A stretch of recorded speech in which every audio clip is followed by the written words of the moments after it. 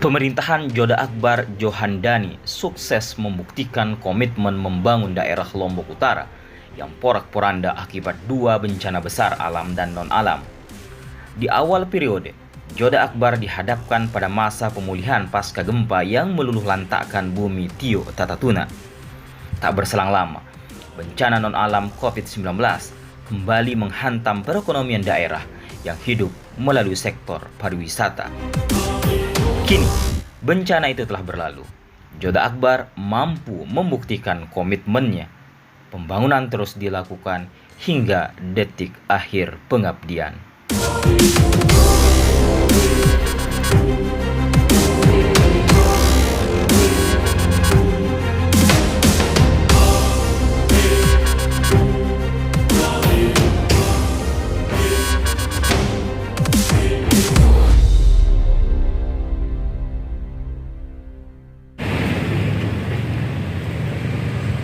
Ini adalah Kota Tanjung, ibu kota Kabupaten Lombok Utara. Penataan dilakukan, kota mulai terlihat. Geliat perekonomian warga pun mulai berdampak. Bukan hanya di Kota Tanjung, penataan juga telah dilakukan mulai dari Pusuk Pas di Kecamatan Pemenang hingga di Koko Putih, Bayan yang berbatasan langsung dengan Kabupaten Lombok Timur. Terlihat jelas perbedaannya. Di pusat pemerintahan, pusat komando pemerintahan Joda Akbar, semua tertata rapi. Meski tidak megah dan mewah, gedung kantor bupati dan beberapa gedung kantor organisasi perangkat daerah sudah kokoh berdiri, memberi kesan bahwa Lombok Utara telah berdiri tegak setelah dihantam dua badai bencana yang memporak-porandakan serta meluluh lantakkan hampir seluruh sendi kehidupan di bumi Dayen Gunung itu. Bupati Johan pun Wabub Dani Carter terus berkomitmen menuntaskan nawacita membangun Lombok Utara hingga detik terakhir pengabdian. Ditemui seusai membacakan pandangan umum rancangan anggaran pendapatan dan belanja daerah tahun 2024, Johan tetap pada komitmen membangun fisik Lombok Utara. Meski bukan pilihan populis, namun mengencangkan ikat pinggang dan terus membangun fisik di tengah pesta politik tetap akan ditempuh pasangan Joda Akbar sebagai bentuk bayar janji kepada masyarakat Dayen Gunung. Kita alhamdulillah APBD ini sudah kita susun sedemikian rupa. Jadi prinsip APBD kita ini melanjutkan apa yang sedang kita lakukan sekarang supaya berkelanjutan.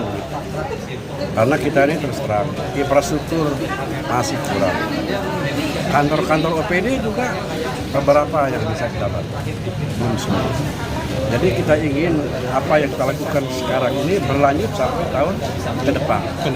Berarti Ya. fisik masih menjadi prioritas, Pak? Tetap masih. Tapi kita tidak meninggalkan ekonomi dan kesehatan, tetap fisik tetap jalan seimbang sesuai dengan kepentingan daerah. Apalagi sekarang ini ya, kalau jalan nasional, di sini kan jalan nasional ini ada juga anggaran daerah dalam rangka pelebaran yang 24 meter itu. Dengan berubah Tanjung ini sendiri lain, masalah lain yang berdekat Tanjung itu supaya baik lah.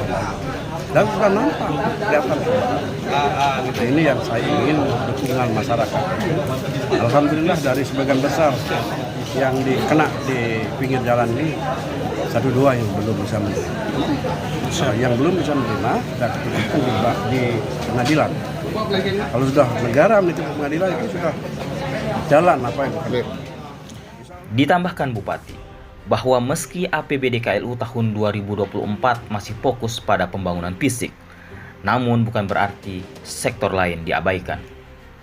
Pendidikan, kesehatan, penurunan angka stunting, peningkatan taraf perekonomian masyarakat, hingga ikhtiar menurunkan angka kemiskinan terus gencar dilakukan di tengah tahun politik yang semakin memanas. Berdasarkan data BPS Lombok Utara, angka kemiskinan di Lombok Utara dari tahun ke tahun terus dapat ditekan. Jika pada awal tahun pembentukan, tahun 2008 lalu, angka kemiskinan di KLU mencapai 43% lebih, maka di tahun 2023 ini, kemiskinan di Lombok Utara berada pada angka 25,93%, atau 60.000 orang dari 250.000 orang warga Lombok Utara. Begitu pula angka stunting. Di bawah komando Wabub Dhani Carter, Lombok Utara terus berikhtiar menekan angka stunting sehingga tercatat sebagai kabupaten dengan penurunan angka stunting tertinggi di Nusa Tenggara Barat.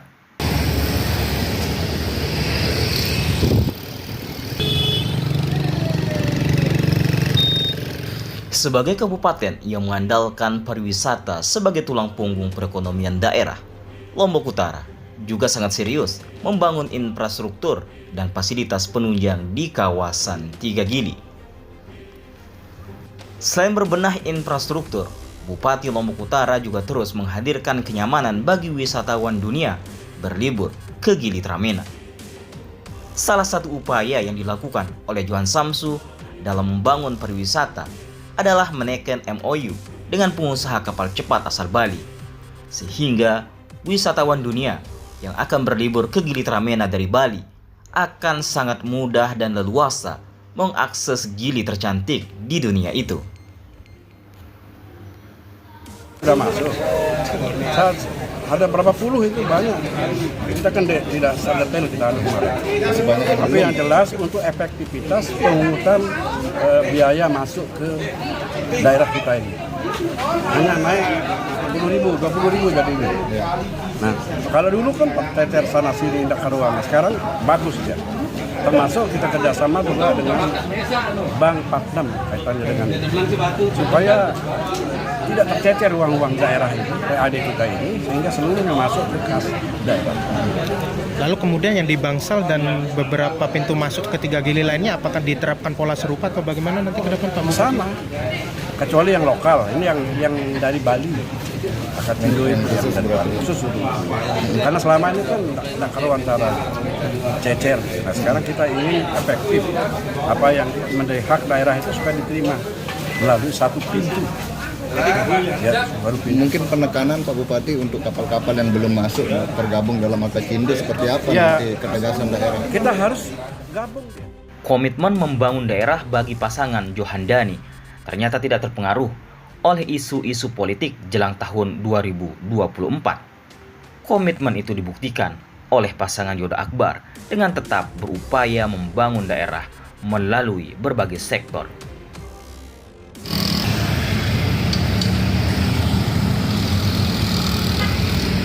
Membangun daerah melalui desa menjadi salah satu pilihan Johan Dhani untuk mewujudkan nawacitanya. Pendampingan dan penguatan kapasitas bagi kepala desa, BPD, dan staf-staf desa terus dilakukan demi segera terwujudnya pembangunan daerah. Kita juga melaksanakan kegiatan BIMTEK pada hari ini kan. Jadi harapannya tentu ada peningkatan kapasitas yang mumpuni lah kepada perangkat-perangkat desa se-Kabupaten Lombok Utara ya, terkait dengan akuntabilitas, transparansi dan pengelolaan keuangan maupun administrasi dan pencatatan. Ya, ke depannya kita juga tidak menginginkan ada masalah di kemudian hari, masalah hukum, masalah yang tidak kita inginkan. Ya, mudah-mudahan dalam BIMTEK yang pada hari ini cukup memberikan bekal kepada perangkat desa se-Kabupaten Lombok Utara. Apa penekanannya Pak untuk kegiatan hari ini? Apa penekanannya? Penekanannya yang jelas dalam pengelolaan anggaran desa yang pertama tentu kolaborasi antara semua pihak dari kabupaten, desa yang tadi saya sampaikan, mudah-mudahan bisa melengkapi program-program kabupaten dan desa sehingga memberikan dampak kepada masyarakat baik secara kesehatan, pendidikan maupun ekonomi. Kedua tentu ya dalam proses administrasi ya ada aturan main, ada kaidah-kaidah yang harus ditaati dan dituruti, dan ini kita tidak inginkan ada permasalahan karena ketidaktahuan atau kekurangtahuan perangkat desa. Saya salut terhadap adanya BIMTEK BPD se-Lombok Utara. BPD ini kan mitra kerja kepala desa.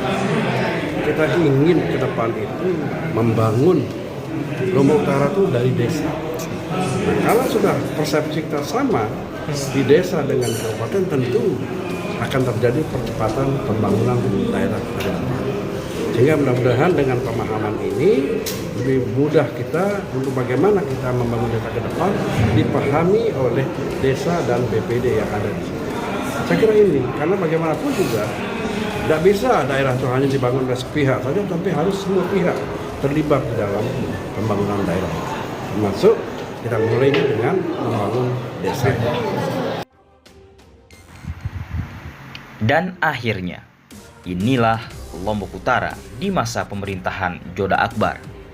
Kota baru dengan tetap mempertahankan adat istiadat, kebudayaan, dan kearifan lokal sehingga mampu menyeruak di tengah kemajuan saat ini.